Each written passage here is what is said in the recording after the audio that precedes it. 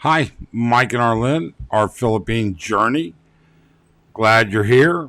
Thanks so much for watching. We certainly appreciate it.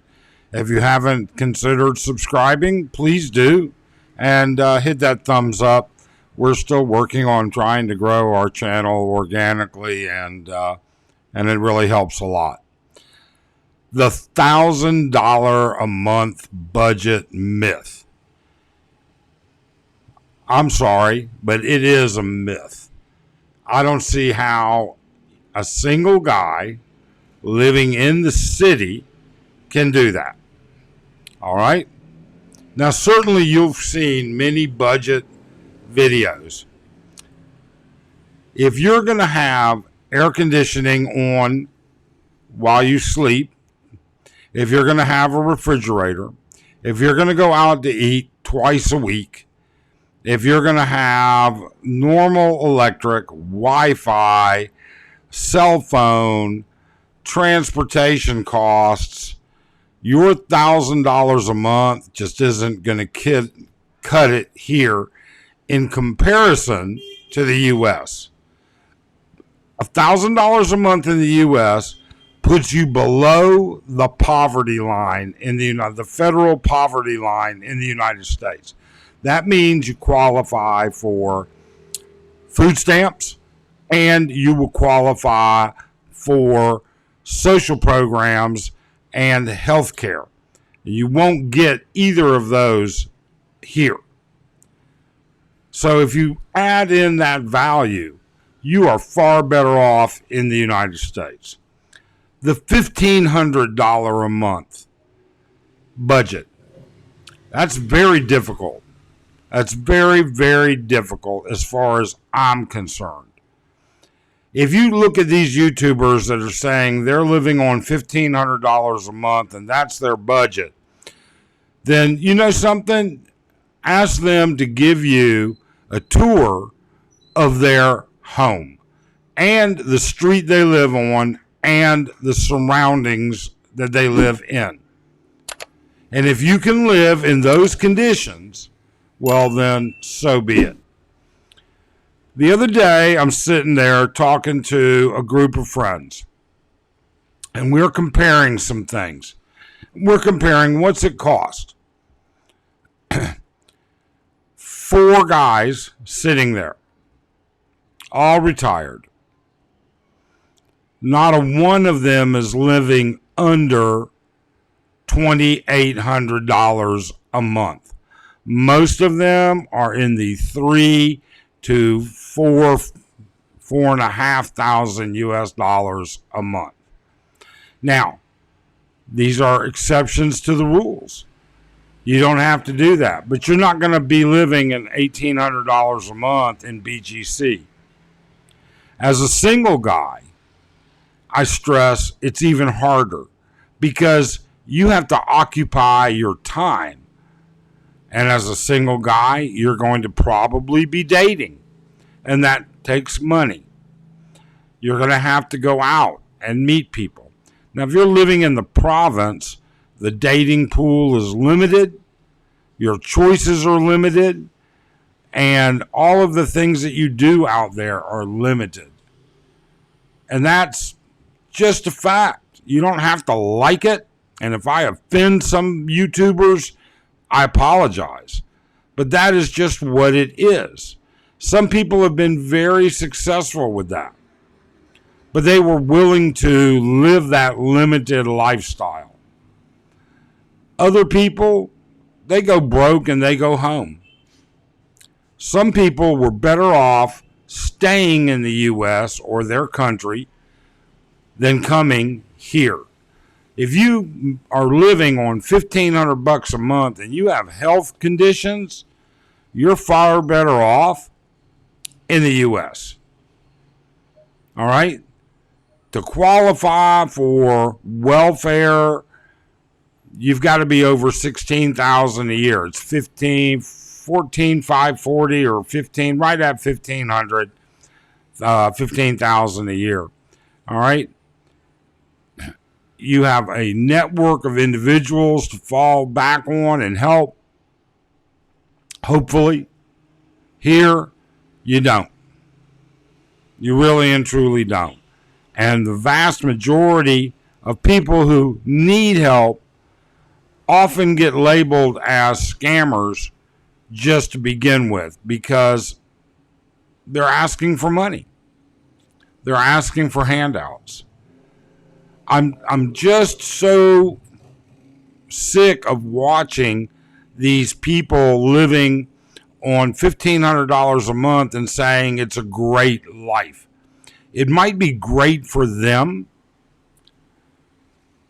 but you need to take a look at where they live. You need to take a look at that environment and evaluate, is that what it works for you? Is that how you want to live? Can you afford a TV? Can you afford basic cable? Can you afford air conditioning 10, 12 hours a day? Can you afford meat? Can you afford vegetables? Can you afford cook it? I mean, we are talking about retirement, aren't we?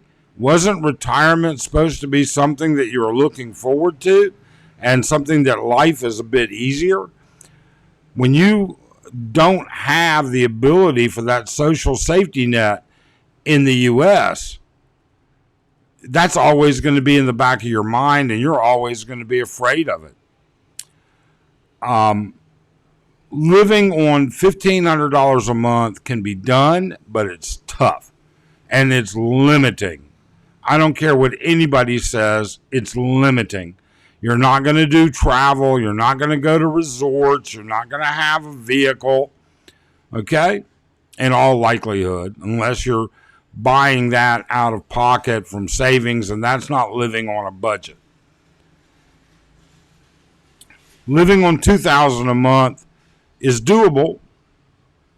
Living on $2,500 a month is a much more reasonable number. I can tell you that our lifestyle, Arlene and I, is not $2,500 a month. It is much more. And I can tell you that most of my friends, their budget, somewhere between $45,000 and $75,000 a month. So when you start looking at all these people doing all these things, keep in mind they're getting money somehow. I don't know whether they saved it, whether it's a 401k distribution, whether it's a pension, whether it's Social Security plus a combination of those other things, whether it's military retirement plus other things. You know, it's not my place to question where people's money comes from. But what worries me is when people try and paint you such a rosy picture without qualifying it and quantifying it. It's important that you understand, hey, there are limiting factors to $1,000 a month. Extremely limiting factors. There are limiting factors at $1,500 a month. $2,000 a month, you start to get to the point where you can live in a place that's clean. You can live in a place that's well maintained. You can live in a place that does a neighborhood that's reasonable and that's secure. All right. You can live in the province, and that's a whole different story. I mean, I can tell you, we own property and a house in the province. So we can tell you what province living is like. Okay? We own a condo here in Angeles City, and we can tell you what city living is like. And we can tell you right now, both are radically different. Okay? Living in the province means you're adapting to provincial food and you're adapting to provincial ways in many instances. And there's nothing wrong with that. Don't get me wrong. If that's what you like, then that is a big plus on your end. Okay? But living on $1,500 a month in the city is difficult. Okay? And I'm just not gonna lie about it. I don't know anybody personally that lives on $1,500 a month. Nobody. And we know a lot of people. We've been in the Philippines 8 years. We've had property here in the Philippines for 8 years. So it's not like we don't know what's going on.